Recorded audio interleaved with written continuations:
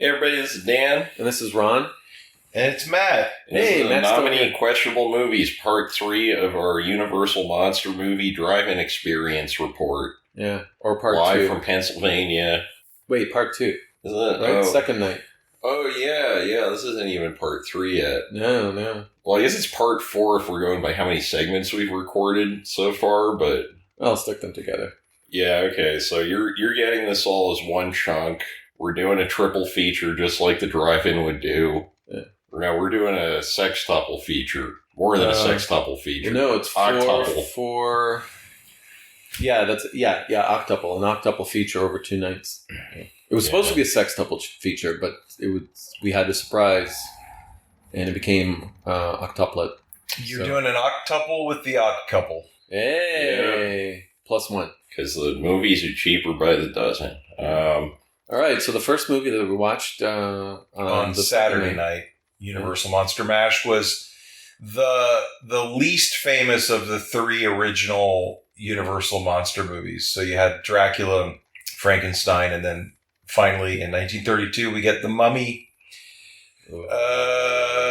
Boris Karloff, who played Frankenstein. Yeah, playing the Mummy here. This was directed by Karl Freund, who, as we mentioned on the previous episode, was the cameraman, cinematographer for Murders in the Rue Morgue. And then Matt and I had kind of an adventure before the movie even started. We met a guy who collects coffins, used coffins. And he has a hearse. He's basically the grown-up version of Eli Goldsworthy from Degrassi. Oh. And he was running, Ron missed this part, but he was running the Frankenstein. There was like a smoke and light show next to this Frankenstein, life-size Frankenstein model. I got a great picture in front of it that I think that might be a good podcast picture. But and he's telling us he had 17 caskets. He ran out of room in his garage. And he's like fixing them up, and I guess it's a very expensive hobby, it sounds like. Yeah, but he's the only person I've ever met who collects caskets. And I looked it up online afterwards. It's like, there's got to be a collector, because there's like a very active collector forum for people who collect old vacuum cleaners. Because I ran across one of those, and I was trying to get rid of it. I was looking at, there's like a really active Discord with a bunch of people. My older sister went on it once, and they're just like trading old vacuum cleaners, and I guess they have houses full of old vacuum cleaners. And I looked up coffin collecting last night, and I think this guy is on the ground floor of what is sure to be a booming retro market, because I couldn't find anything about anybody collecting coffins on Google. And we are... bound by national security interests not to talk about most of our conversation with this guy, but he did mention that you could take an airplane out of the sky with a microwave oven. Yeah, you can hotwire a microwave to send out an electromagnetic pulse to fry the IC gates in the plane, the integrated circuit gates, which, I mean, I'm not an engineer, I'm not a lawyer, I'm not a doctor. From what I know, it checks out. Like, you could probably do it. I'm not looking to get arrested anytime soon because I just got my blood pressure down. But it's. I'm just really relieved that this guy is working as basically a Halloween decoration guy rather than in national security, because he knows a lot of stuff about how to kill people, basically. Yeah, but if the whole microwave plane thing is real, why isn't it happening? I mean, probably if you Google they don't want you to know.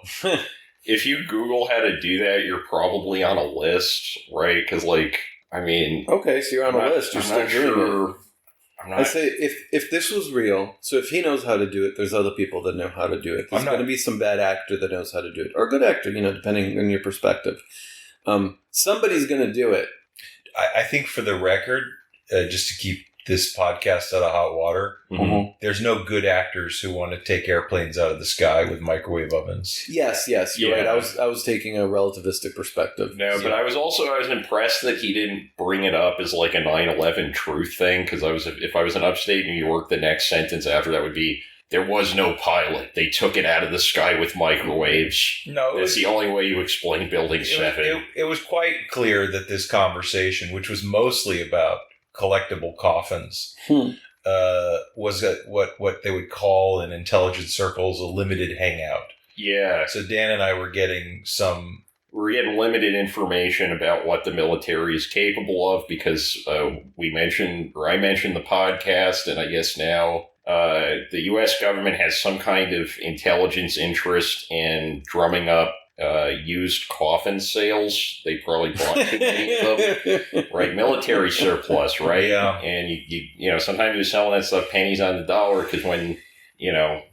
the Pentagon goes on a shopping spree, they don't half step. And just so that we can already kind of add some plausible deniability to the national security secrets that we're now spilling here, I think I should mention that Dan was heavily under the influence of a pot brownie for medical purposes. Not at that point. No, that didn't kick in until after the second time I talked. That guy started because I walked back over there to go to the bathroom and I sat down at the picnic bench and I think this guy he just really liked me for some reason because he walks back over to the picnic bench. You're very likable. Well, thank you. And oh, that was sweet. And he starts the conversation literally where it picked up, like oh hey there you are. No, none of that. Just like ADS systems, whatever that stands for. He's just going on about ADS systems. But I think as you get older, or as I've gotten older at least, I'm just projecting this onto everyone else listening and everyone I'm sitting with.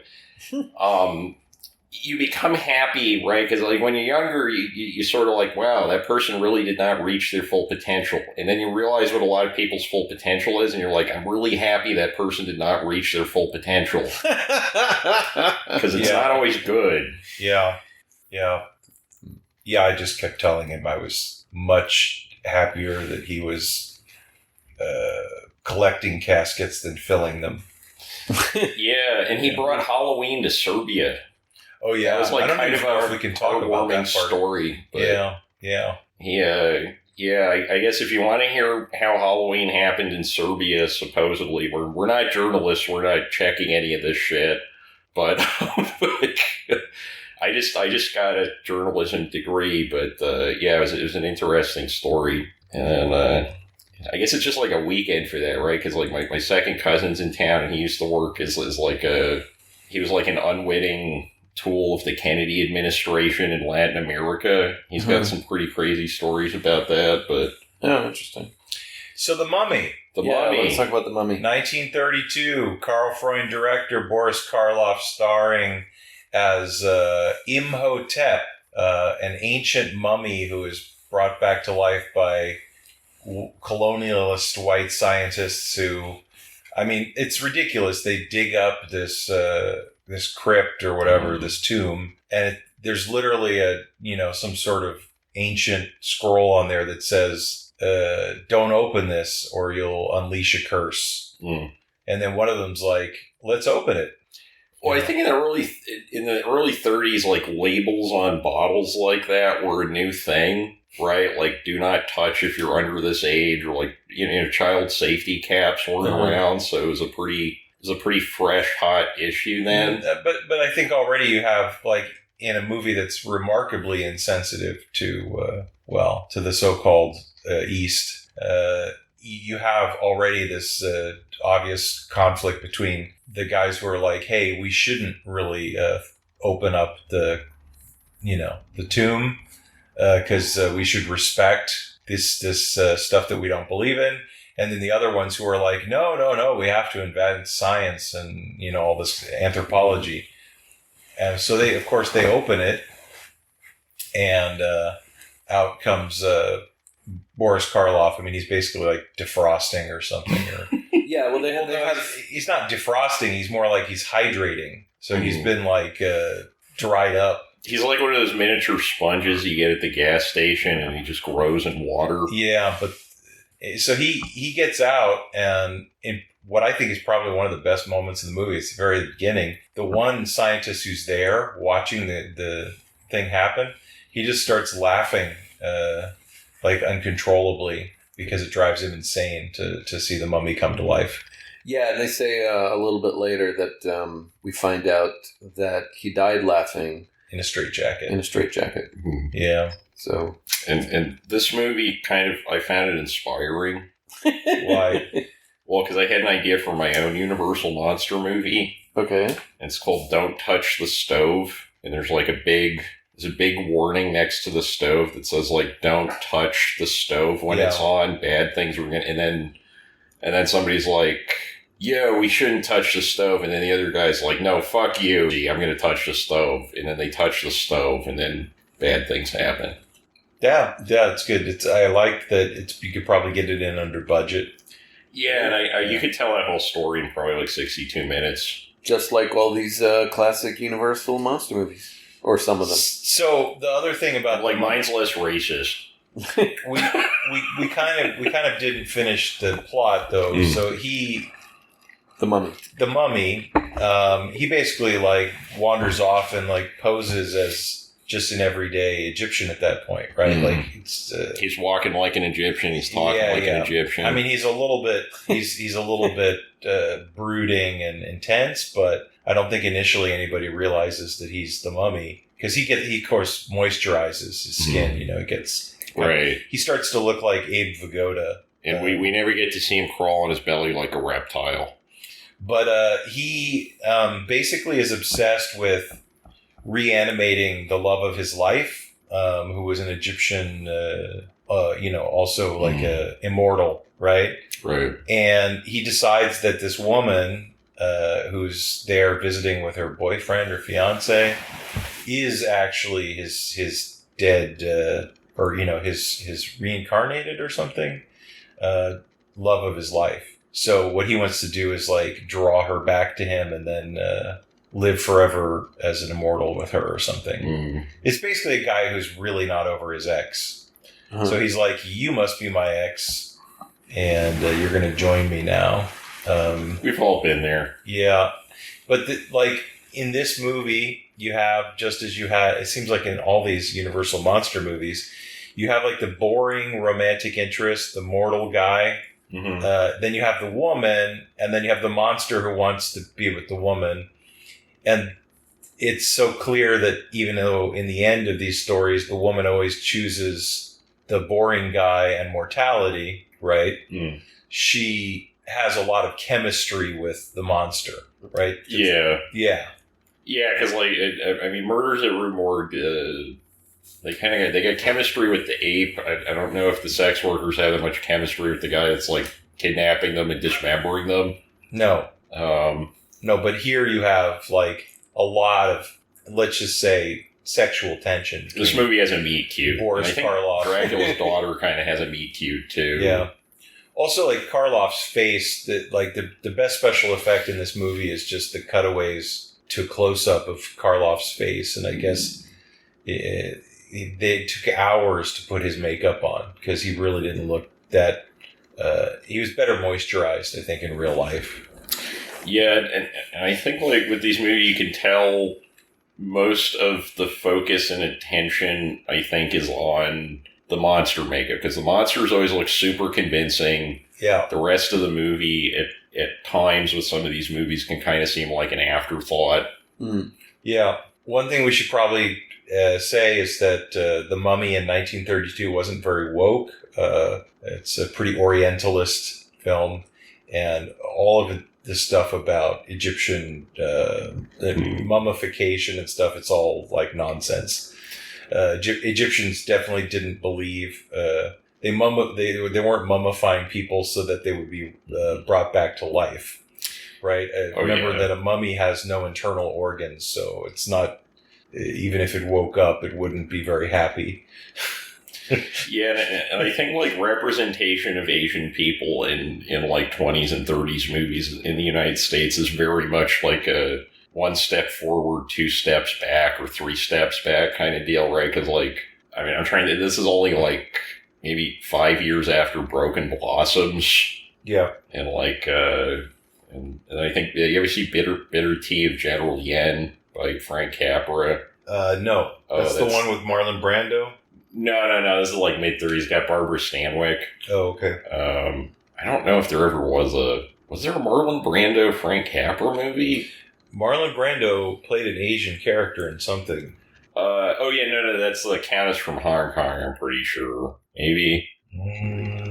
But that one's Chaplin. That's not anyway, so The Mummy happens, and is there anything else we should say about The Mummy? It didn't have Brendan Fraser in it. Well, but we did get to see a trailer with Brendan Fraser, because I was very concerned, and I think very vocal about my concerns that Brendan Fraser was not going to show up. I think we've lost Ron again. Well, this fits. It does. Ron fell asleep during the movie, so why wouldn't he fall asleep during our boring discussion of the film? We're really just reporting back from reality. No, it was only brief. Most of the time, my eyes were just like. There's another iced coffee in the fridge, Ron, if you want. Yeah, maybe I should drink it. Yeah, but I think like the imagery in the Mummy, once you kind of disregard the Orientalism stuff, it's spooky. It's well lit. The sets are well done. The makeup's well done. Makeup's very well done. Yeah, everything looks like very compelling on screen. It has that nice kind of like dreamlike hazy quality you get with older movies. It is talky, though. Oh, yeah, but they were all talky back then, right? Because there's no international market for these things. Okay, so Brando was in a film in 1956 called The Tea House of the August Moon. Not a Frank Capra movie, though, right?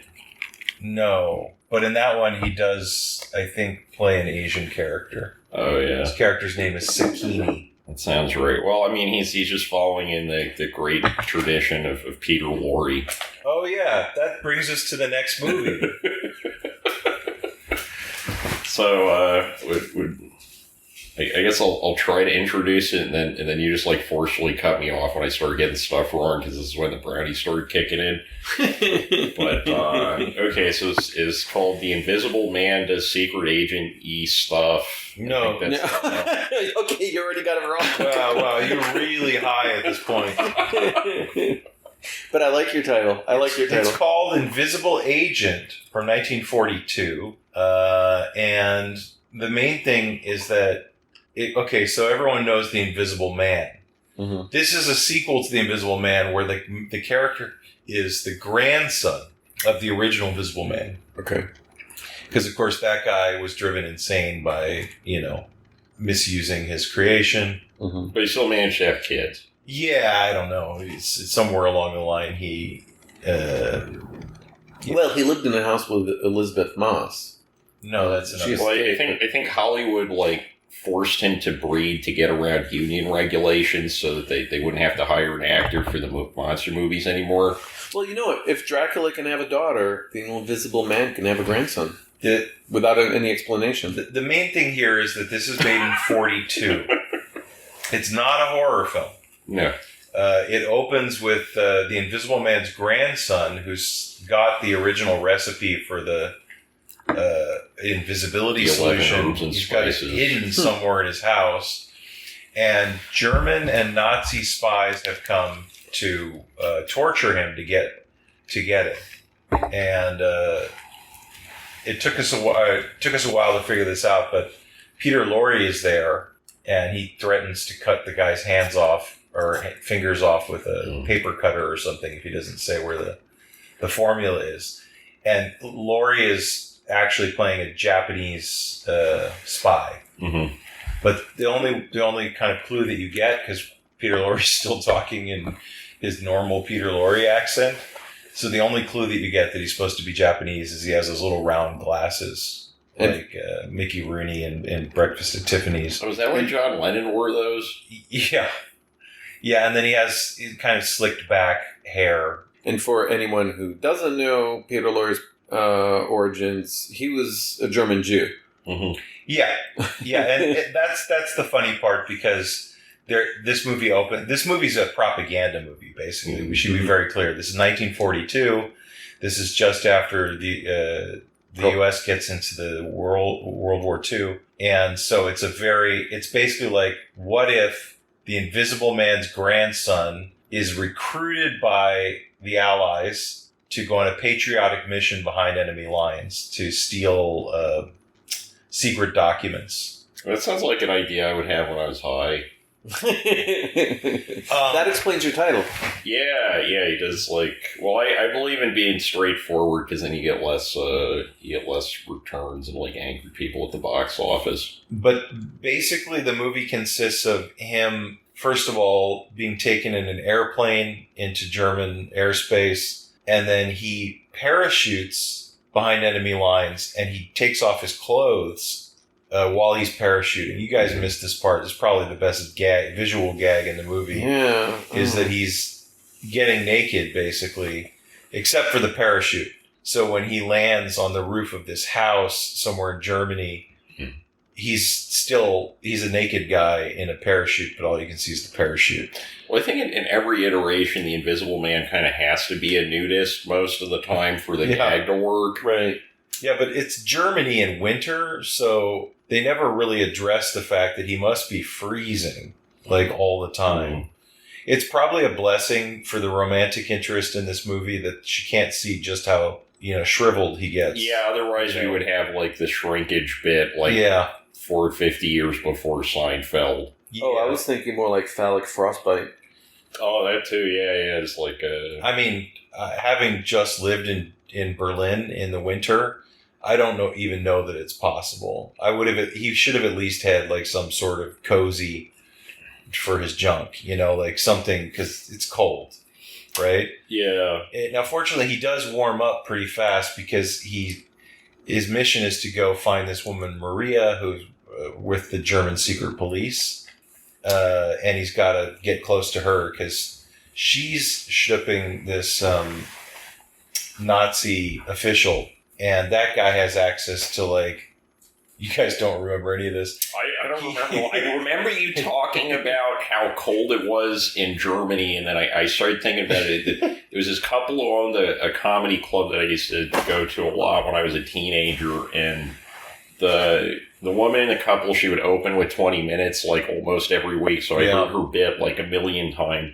And one of the jokes was, so what's the deal when you got a cold penis? It's a coxicle.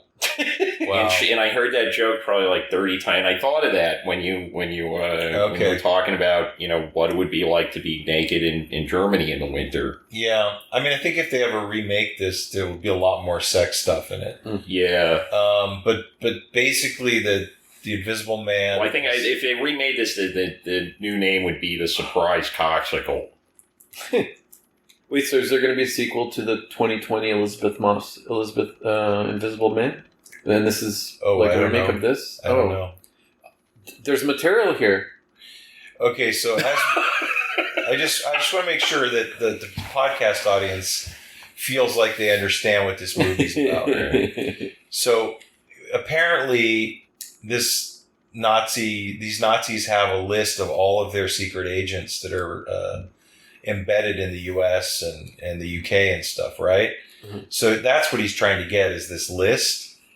And so he has to hang out with this woman, and she's being romanced by this Nazi official.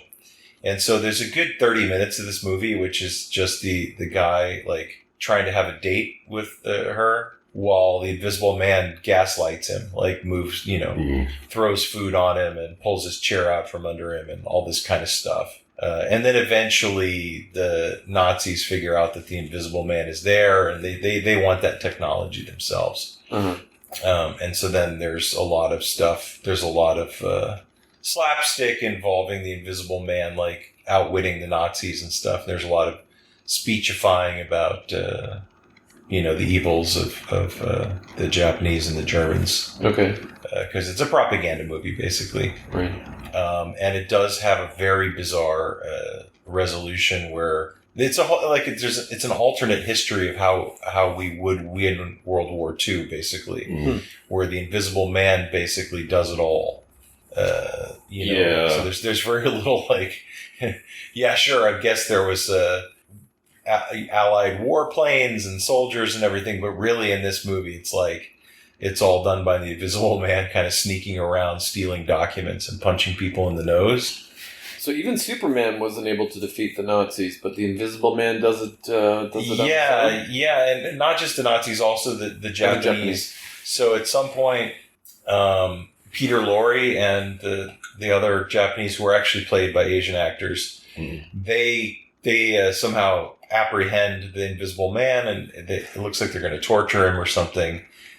But then the Nazis show up, and because they want the Invisible Man, right? At this point, he's a secret weapon, and Lorre kills one of the Nazis, and then he commits harakiri. It's like very weird. And then the Invisible Man, of course, escapes with the German woman who actually turns out to be secretly working for the Allies. Yeah. So, it's interesting. You caught me forgetting, skipping over the Japanese in World War II, because I just referred to the Nazis. And growing up, that's what I knew about World War II. I knew about Europe and the Holocaust. Yeah. And also, there was Japan. Yeah. Well, and I'm a little bit hesitant to blame Japan just because Peter Lorre did most of it. Yeah. It wasn't Japan, it was Peter Lorre. It was, he told them to touch the stove, and No. Peter Lorre was not actually touching the stove. It's not associated with the Japanese imperial government that I'm aware of. The main thing is, if the other Universal monster movies are basically about you shouldn't mess with nature, science should be more humble, there's certain things that we shouldn't do. This one's very much we've got invisibility, so we might as well use it to fight the Nazis. And then, of course, the special effects in this are fun, and they're pretty good for the time. When the Invisible Man wants to make himself visible to his Nazi girlfriend, he puts cold cream on his face and wears some sunglasses, and then wears a bathrobe, right? So this movie's the tone is very different from the others, right? The other movies aren't funny. This is basically science fiction and war with some comedy. But I think it's also relatable, right? Because I think everybody at some point in their lives has felt kind of invisible in a relationship. Mm-hmm. Yeah, I mean it's kind of cool too, because there's the whole thing of she falls in love with him and she gets attracted to him, but he's invisible. So it's really like the reality show Love Is Blind, where she falls in love with the guy without ever seeing him. Yeah. It's just strictly on the basis of his voice and his character. And of course, he's a patriotic and heroic guy. And then at the end, of course, there's a little bit of suspense. Is she going to find him attractive when the chemical wears off and he goes back to visibility? And I think that's really relatable as a podcast host. Ladies, if you're listening and you can't see me, I'm single. I'm single too, and I'm open to all genders. So any listener out there, and I'm I have no standards. Damn. I think the correct term for what I am at this point is mildly picky. I think that's my sex orientation. Dan, only Matt can talk about the movie because you were too stoned and I was too asleep. Right, so now I'm just yeah, but if you like my voice and you really don't care what I look like, and you're hot British spy lady, hit us up. She wasn't even British; she was German. No, spy she was lady. German. Yeah. She was German spy. That's not what I'm picky about. National origin and profession.